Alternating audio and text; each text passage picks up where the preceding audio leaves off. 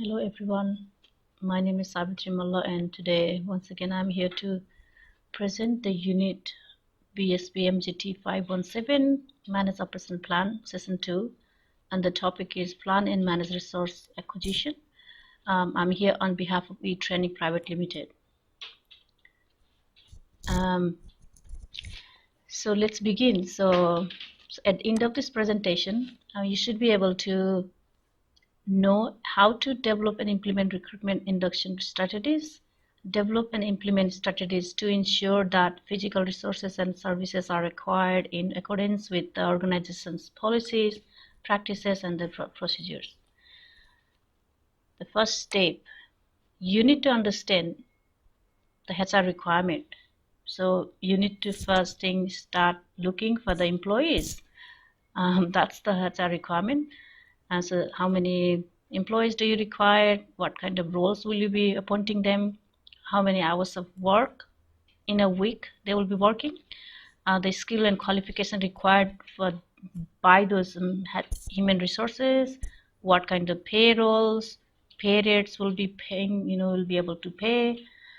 Those are really crucial part when planning your operation. So the amount of involvement middle and first line managers have in the section or selection process will depend on each organization's policy. Managers involved in the process must recruit, select, and induct employees in accordance with the organization's human resources management policies and procedures. So consult with the human resources department first thing, or the recruitment selection to understand how to use this procedure effectively. Refer to you have to refer to this information, for example, for the individual requirement for those kind of operation plan. So what kind of operation, which kind of business are you in? So that is the major part. In addition to this information, so whether the employees will be full-time, how many full-time employees will be appointed, how many part-time employees, and in part-time, how many hours will you be giving to those particular resources, which that will be permanent or casual employment, and this required start date, expected length of employment, skills required to perform in the role, training, any training that you are able to provide to them for the developmental process, and the qualification required, and the last one is the periods. So those are the information you should always look up to, and then always make a plan for that as well. The second thing, human resources planning model. So how will you plan the human resources requirement for your next operation plan? Okay, so step one will be analysis of organizational work unit, business needs, future requirements, current capabilities, analyze gaps, establish priorities. And step two could be human resource planning, reward and recognition, performance management, work unit communication, the recruitment strategies. First thing I can say, any kind of employment, a human resourcing planning model start from the recruitment, yes, and then start from the induction and start the future requirement, what you will anticipate in the future, what will happen. You should always have some kind of backup plan, okay, and the current capabilities of your industry or the business. So how many employees you can fit in, do you really need them? Analyze gaps, identify surplus and shortage, nothing implications for organization, establish priorities, which is determine whether the most urgent and most important needs are with respect to implementing operational plan and strategic goal. And the step two could be, which is already explained, prepare the reward plan as well. How much are you going to play for that, okay, and what could be the position for those, all this structure, business structure, performance management policy, or those you need to write down in the paper as well, that should be also in the plan. So determine performance measurement associated targets, prepare performance management plan or conduct performance management in accordance with organization procedure, and the legal requirement. The second one, work unit communication. How have you planned to communicate? You should have a communication plan beforehand in the operation plan. So communication is the key to success, right? So if you don't communicate, how is your business going to achieve? How is your what is your business objectives? Let everyone knows. It could be your employees, it could be your suppliers, it could be your customers. Let them know that this is what we are achieving or we're going to achieve, and consult with your stakeholders all the time. So this is how you will manage your resources requirement as well.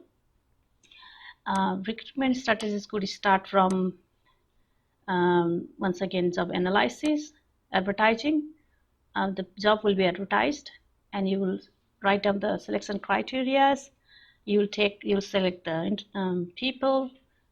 Candidates will be interviewed, and you will have assessment during the interviews, and maybe some kind of assessment you would like to give it to the candidates. And once they pass, you will start doing induction, and the training starts. Okay, and during the induction, so when an employee begins work in an organization or an existing staff member switches to another work team, they will need to be introduced to relevant policies, procedure, and the conventions. The induction process orients them to the organization or team cultures and the specifics of like what kind of specifics of the job role they are going to do or they are doing already. So on occasions, stakeholders will need to be introduced or inducted into the job as well, on the site or on the job or in the even off-site in the meeting. Induct employees, contractor, and subcontractors according to the organizational policies and procedures.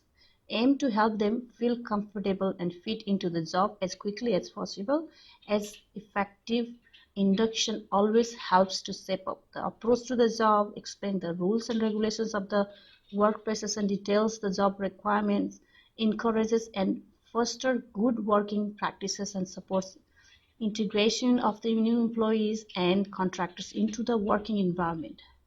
The final one, the induction helps define performance expectation, maintain motivation, and identify development needs. Yes, all right. So the next slide says implement recruitment strategies. So how will you implement those recruitment strategies? Okay. So we already talked about without the job advertising, you are not going to hire people. It could be sometime with the referral, but you will still do with the help of your team. You will empower your, whole team through this implementation plan. Okay. So the source candidate, number one, source candidate, and number two, access candidates, and that number third is induct and train. So we already spoke a little bit about what is the importance of induction. So first thing, advertise, get assess, and then induction. Start training. Okay, now the term has come for the physical resources. Now you need to start looking for the physical. Your human resources has been already appointed, they inducted, they know what they're doing, and then now the second one is physical resources. You start looking at the what kind of resources will you require. Okay, first thing you have to identify the requirement of those physical resources. Identify the full specification of the physical resources, where you are going to have your physical operational plan. Okay, physically where you are going to do your exact those plan, where you want to act it, have those identified. Identify the suppliers that you want to buy the product from. Okay, and identify and evaluate and select the suppliers as well, which are certified, which are reliable, that you trust with, and which are which can deal with for a longer period of time. And request for tender, that's the another step, that you will also request for the tender, evaluate responses, place order, follow up and expedite. Okay, you have to expedite And then finally is the review. Always need to review it, what's happening with your those selections. um, and the last one, intellectual property. So what is the meaning of intellectual property? Intellectual property is actually something new or original that has been developed by an individual, group, or organization. Trade secrets and confidential information, maintaining secrecy of non-public, not for public information. An IP strategy must consist of evidence of ownership, confidentiality agreement, employment contract clause, protection of online information. It's very important information. So I will quickly go through this. Intellectual property works much the same as physical property in terms of establishing ownership, rights and restriction on access and uses of the property. A business must identify its IP rights to maintain ownership and control over new creations and trade secrets, and protect themselves from theft or misuse of their intellectual property. Okay, a great example of IP is KFC recipes for chicken. So it is a trade secret that must be protected to ensure they maintain a competitive edge in the fast food, okay, in the fast food market. Some IP types such as patents and designs and must be registered with IP Australia. Rights for copyrights, trade secrets, and confidential information are automatically provisioned without the need for registration. These rights include title of ownership, internal uses, protection from theft or misuse, and the ability to prosecute offenders under common law. So every business, every business should develop an IP strategies to ensure their IP is protected as well. Confidentiality agreements operates within the area of common laws as well.